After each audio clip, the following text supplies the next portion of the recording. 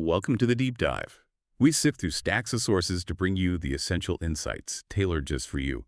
Today, we're diving into something pretty significant in the AI world.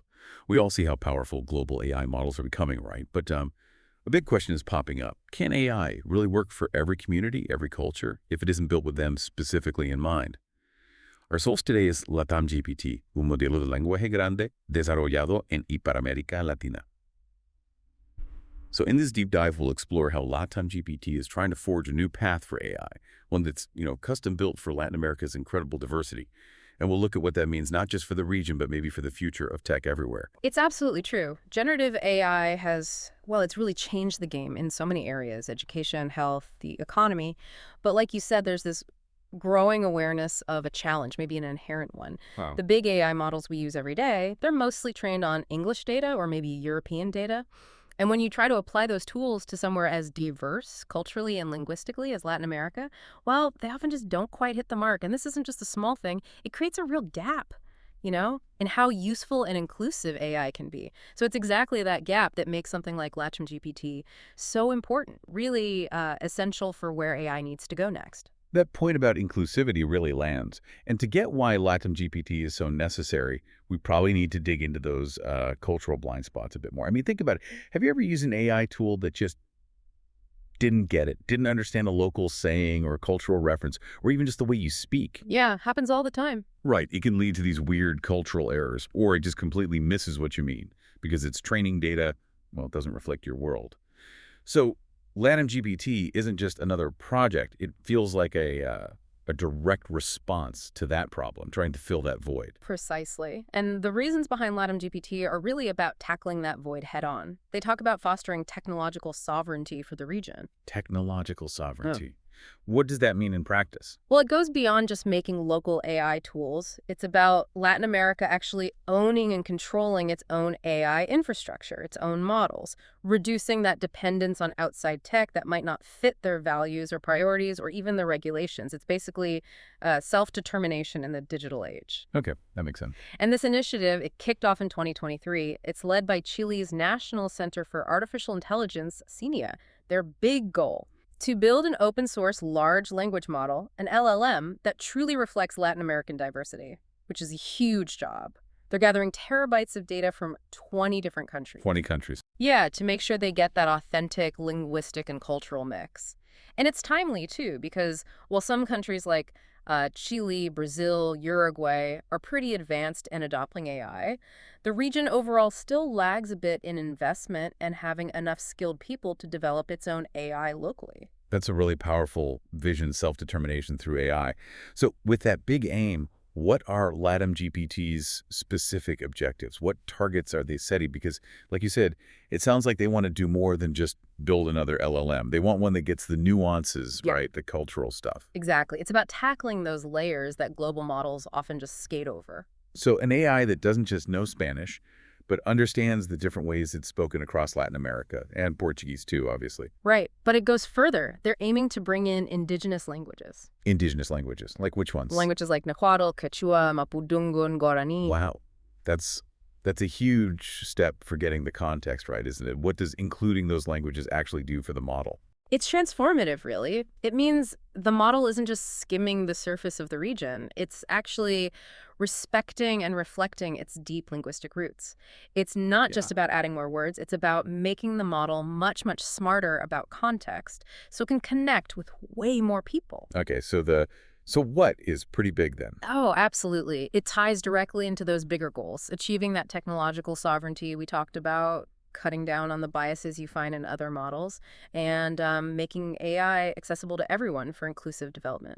And are there specific measurable goals? Like how big will this model be? Yeah, they have metas, specific targets. For the first version, they're aiming for 50 billion parameters. 50 billion. How does that compare? Is that large? It's definitely up there. It puts it firmly in the category of highly capable, nuanced language models. It shows they're serious about getting deep understanding. And it'll be trained on millions of documents they're carefully collecting from places like Brazil, Mexico, Colombia, to get a balanced view right from the start. And what about the future? Any plans beyond text? Yes, definitely. They're looking at multimodal capabilities down the line, so generating images and video. And a big focus later on will be integrating even more indigenous languages. Plus, they're building strategic partnerships with universities and governments to help apply the AI in specific sectors. Which sectors are they thinking about?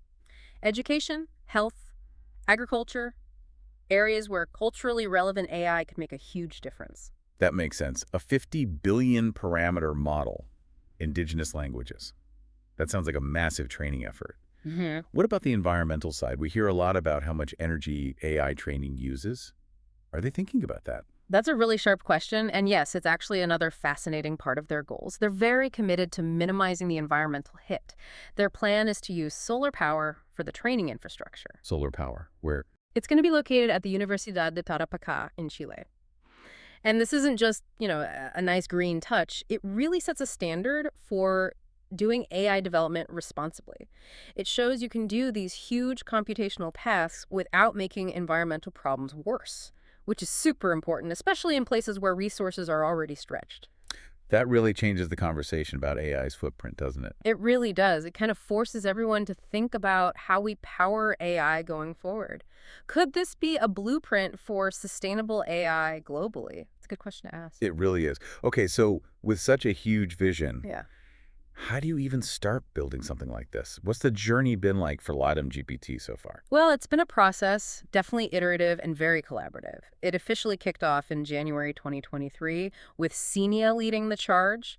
But it's not just Chile, it's truly international. They've got institutions involved from all over Latin America, the Caribbean, even the US and Spain. So pooling expertise from everywhere. Exactly. And that initial data collection phase was just enormous, like we mentioned. Terabytes of text gathered from academic sources, legal texts, cultural archives, trying to capture that huge range of regional knowledge. And the tech side, how do they actually train it? On supercomputers, basically, packed with high-performance GPUs. It's a significant investment, obviously, both financially and in terms of computing power, and they have to manage those resources really carefully to be efficient. That sounds like a massive coordination effort across different countries and institutions.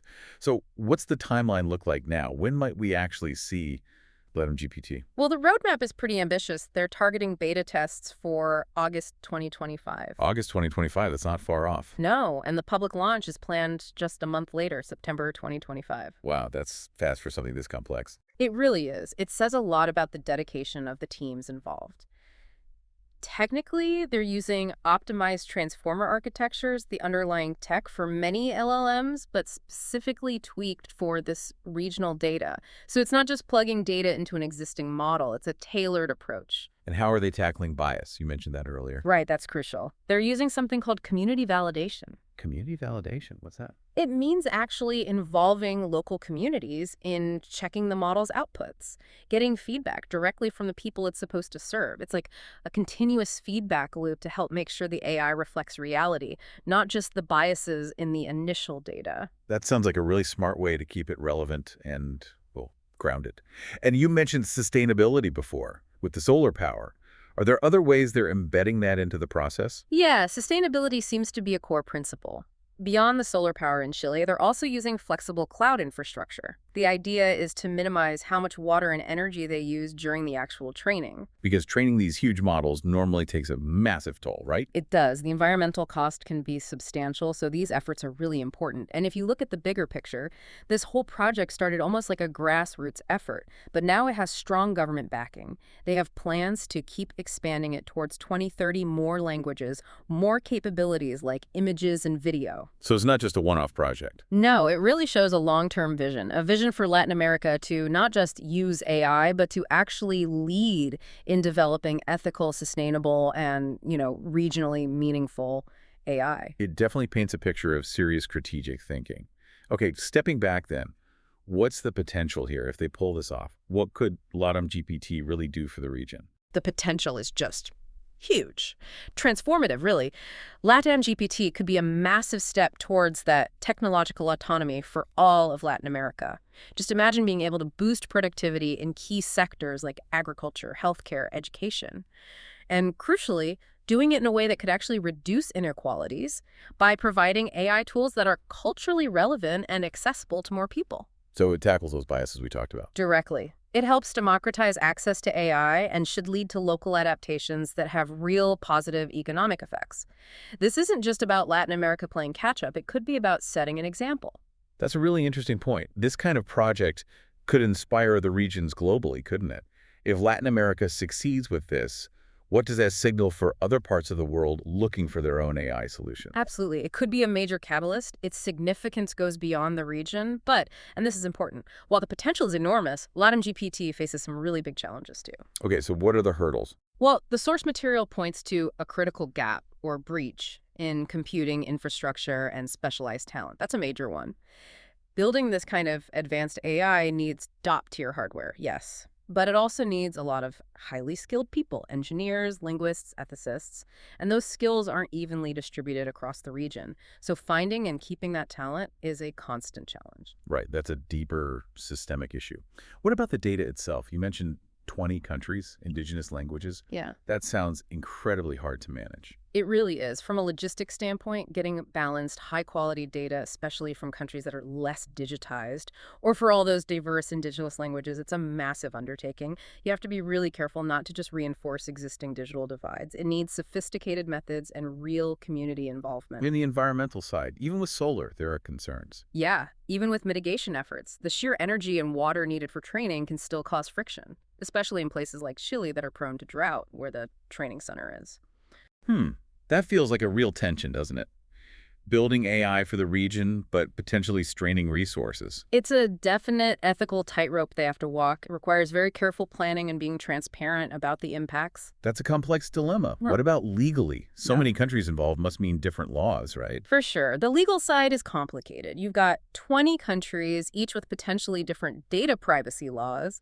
That could easily lead to conflicts. They'll need a really smart, flexible legal framework for governing the data. And ethically, beyond bias. Well, there's the ongoing ethical challenge of making sure all minority groups are genuinely included, not just token representation, and then actually measuring the real social impact once it's deployed.